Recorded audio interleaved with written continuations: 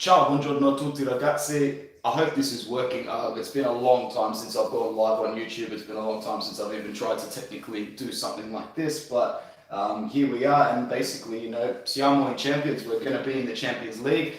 This is going to count as the live match reaction as well, so if you're tuning in, fantastic. You'll probably tune in a little bit later on after the match is finished. I think my stream's about 30 seconds delayed, so if I'm a little bit off pace, forgive me for that. But at the end of the day, ragazzi, it's good news. We're leading 4-0 up against SPAL.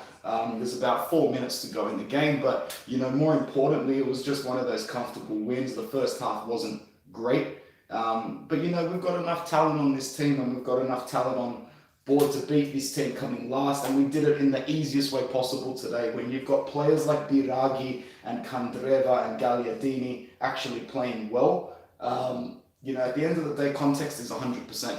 So you have to take into account the fact that when these players do have good games, it's never against high quality opposition.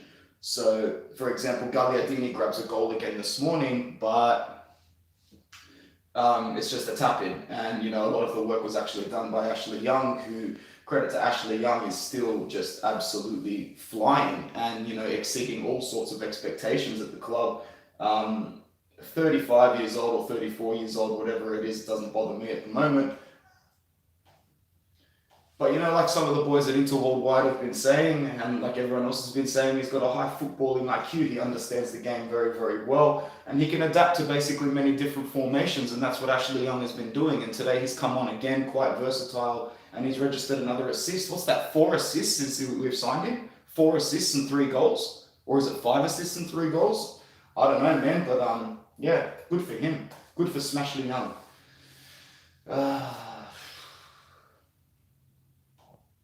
So let us know in the comments what you guys think. We're going to be plus 14 to Roma straight after this, with 5 games remaining, meaning we only need to get a draw against Roma, which I think is at the San Siro. And then, we're basically laughing.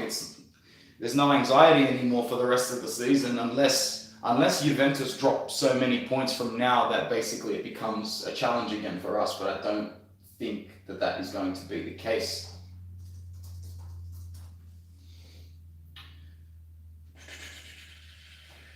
So basically there's 3 minutes left. We're going to close this game out 4-0. The goal scorers are going to be Candreva, Biraghi, ALEXIS, Sanchez, and Roberto Gagliardini. So 3 of those players are players, Italian players that a lot of fans will think don't have a spot at this club next season. Let us know what you think about that. Once again, I'll say it again, these players tend to step up and play out of their skin, or appear to play out of their skin, when they are playing really, really low-level, dead rubber opponents, okay? So when Gagliardini, Candreva, and Biraghi have good games against SPAL, against Genoa, against Sampdoria, you take it with a grain of salt, take it with a pinch of salt, and say, that's their quality. That is their quality, that is their level, and they shouldn't be playing any matches besides these ones, the ones that are, ones that are guaranteed victories, and ones that you can rely on individual talent to get you over the line. I think Alexis Sanchez was nothing short of brilliant again today. I mean, what was it yesterday that Manchester United was saying they want 20 million for him?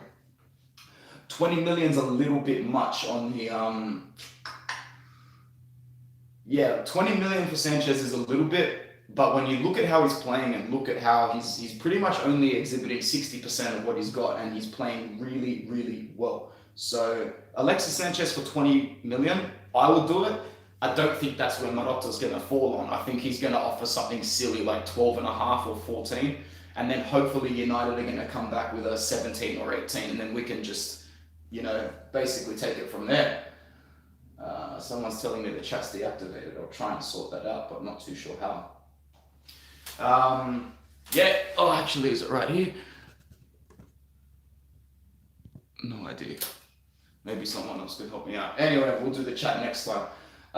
Game's about to settle. Game's pretty much about done. So, very happy. Can't really complain. It was just one of those games where the anxiety was really, really low, and it felt weird. So the rest run for full time. Grande ragazzi. Things have gone pretty well.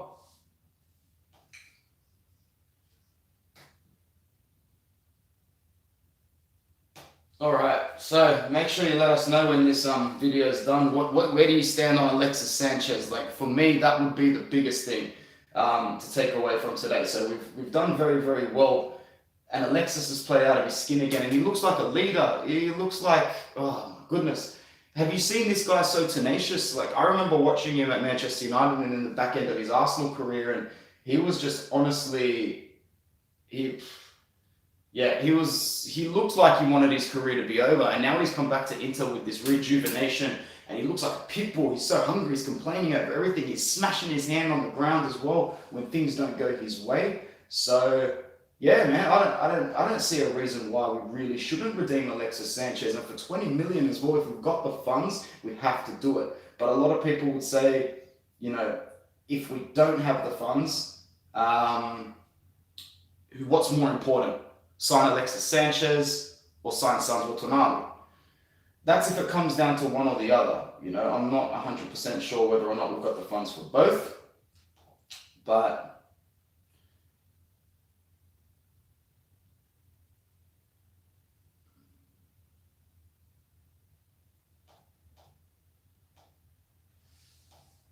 beautiful. So with the win, let's talk a little bit about in context for also just important to say SPAL had no shots on target today. Absolutely no shots on target, which is pretty good. I think they had a decent shot for the penalty, although I don't think Handanovic should have been penalised for it. I cop a little bit of slack from my homies at Inter Worldwide whenever I talk shit about Handanovic, but let us know after this video what you think when I say that. I don't want our club to be reactive next season. So Handanovic is going to be 37. I don't want us to get to the point next season where Handanovic makes 2 or 3 errors and we wake up one day and go, we need a goalkeeper stat. We need a goalkeeper ASAP. Because that's how you dig yourself a hole into paying 50, 60, 70, 80 million for a goalkeeper. We all saw what happened with Liverpool when the whole world saw how embarrassing their goalkeeper situation was. They had to fork out close to 85 million for Alisson. Inter can't get themselves into a position where Handanovic makes 1 or 2 or 3 mistakes next season.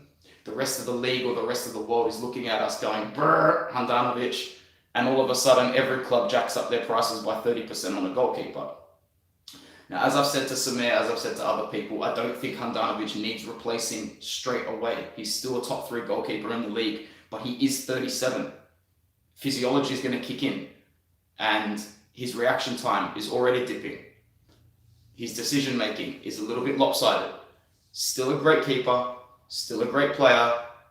We can't be reactive. We need to be proactive. We've finally got ourselves in a position now where we can fight, where we can challenge. Let's not regress and go backwards by waiting till next season to go, oh shit, Handanovic looks really poor. We need a replacement now so we can keep doing well this season. Let us know in the comments below who you'd bring back in. Is Radu good enough? Do we need to sign somebody else? Where is Brazil? I need to look into that a little bit as well. I don't think we've actually been linked to any other goalkeeper names. I've seen some comments come through on my phone. I'm sorry about the comments being disabled on here. If I do this again, I'm sure I will. I'll make sure to fix that up next time. But overall, let's just look at the table before we finish up.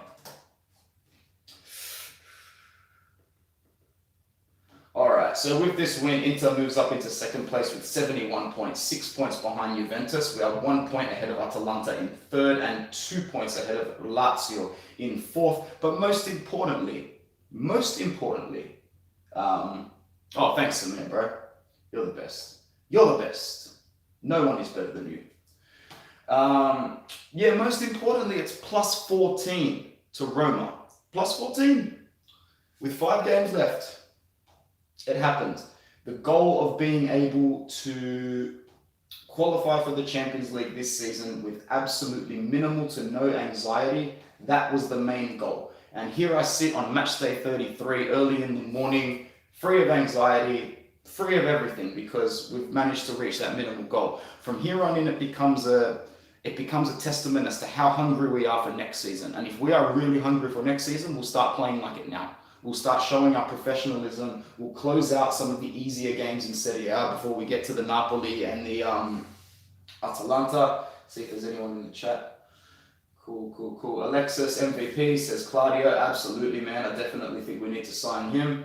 Gagliardini, yeah, as I said, bro, So man, as I said, man, like that's his ceiling. He's going to score against Genoa. He's going to look good against SPAL. He's going to play well against Brescia. But when it comes down to actually playing against a midfield that's quality, Gagliardini shows that he's a mid-table club player. So let's cash in on him and Vecino while we still can for 15, 20 million each.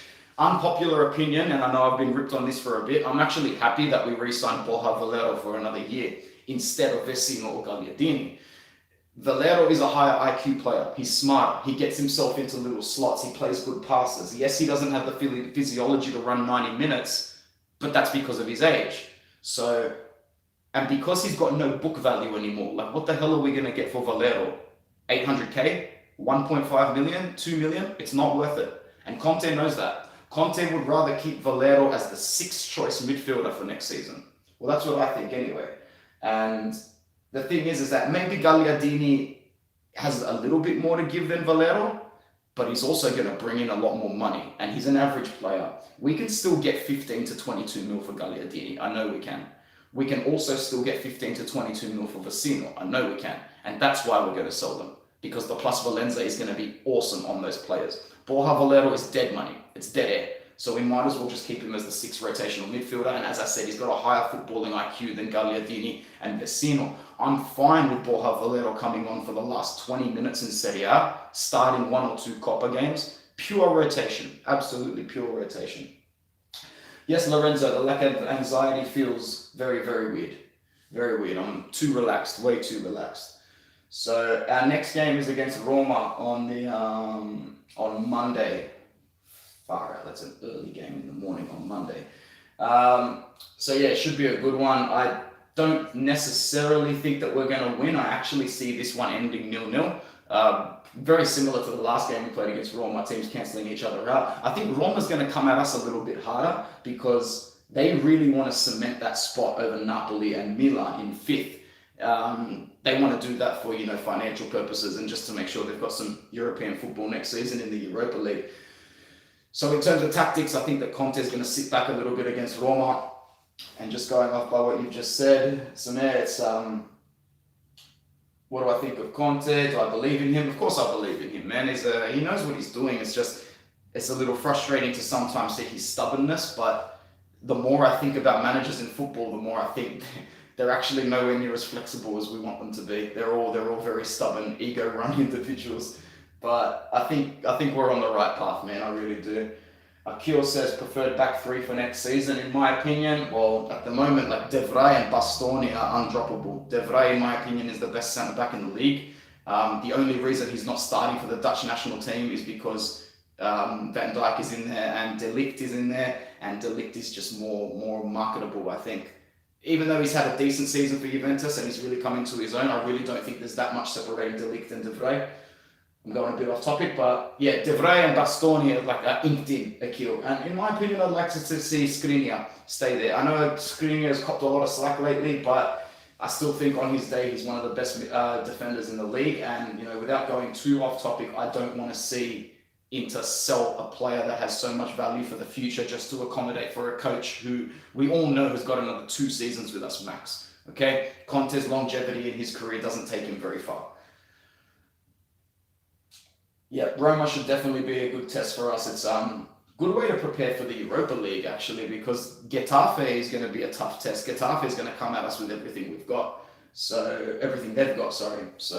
I'll be interested to see that. I'm just really happy that we get to close off this domestic season before we restart the Europa League. I think it would have been very, very tough to go into the match against Getafe still looking over your shoulder with fixtures against Napoli and Atalanta still coming up, and Fiorentina as well, I think as well. So regardless, it's not going to be an easy game, but we've done the hard work, we've done the hard yards, and we've qualified for the Champions League by doing what we need to do and beating those smaller teams. So that is the end of that, and that is most likely the end of this live stream. So Forza Inter 4-0 against SPAL, siamo in champions, Monday morning against Roma to cap it off, and so as long as we don't lose the game, you will see plenty from Bruno and myself on that day.